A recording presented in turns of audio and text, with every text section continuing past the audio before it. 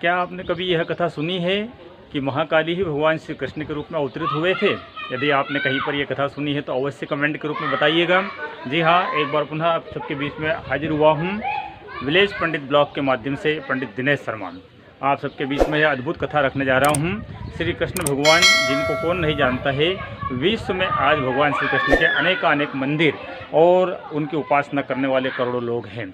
भगवान श्री कृष्ण जो वास्तव में भगवान विष्णु के अवतार माने जाते हैं, परंतु श्री देवी भागवत महापुराण में और महाभारत के साथ ही कई अनेक पुराणों में कल्प भेद से कथा प्राप्त होती है कि एक बार भगवती पार्वती जी ने भगवान श्री भोलेनाथ से कहा कि मैं अनेक जन्मों में आपकी स्त्री बन करके और प्रकट होती रही हूँ, किंतु आप एक बार भी यदि मुझसे स्नेह करते हैं तो मेरे लिए स्त्री का स्वरूप धारण करिए और मुझे पुरुष बनने का अवसर प्रदान करिए।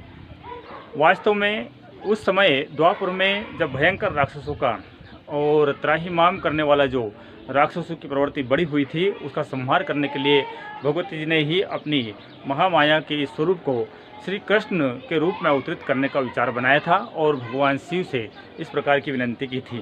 जी हाँ, ये बड़ी ही अद्भुत कथा है।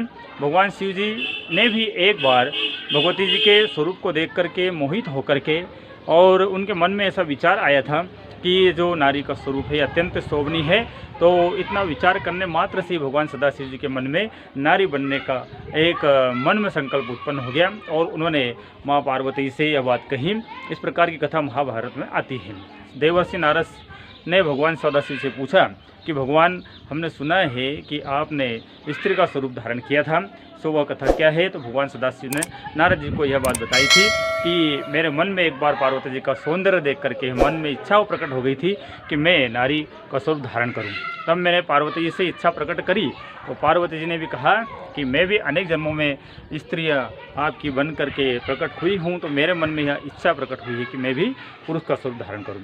जी हाँ, तो आज इस कथा के माध्यम से मैंने आप सबको बताया कि महाकाली भगवती जो पराम्बा जगदम्बा है, वह श्री कृष्ण जी के रूप में अवतरित हुई है और उन्होंने भूमि का भार उतारने के लिए और राक्षसों का संहार करने के लिए ही यह स्वरूप धारण किया था।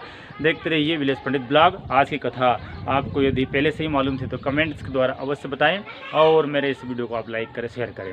आपसे एक बार पुनः आग्रह करता हूं, मेरे चैनल को सब्सक्राइब अवश्य कर लें एवं मैं आप सबके बीच में इसी प्रकार का वीडियो नित्य प्रति निरंतर लाता रहूँगा। ऐसी मेरी आप सबसे यह गुजारिश है।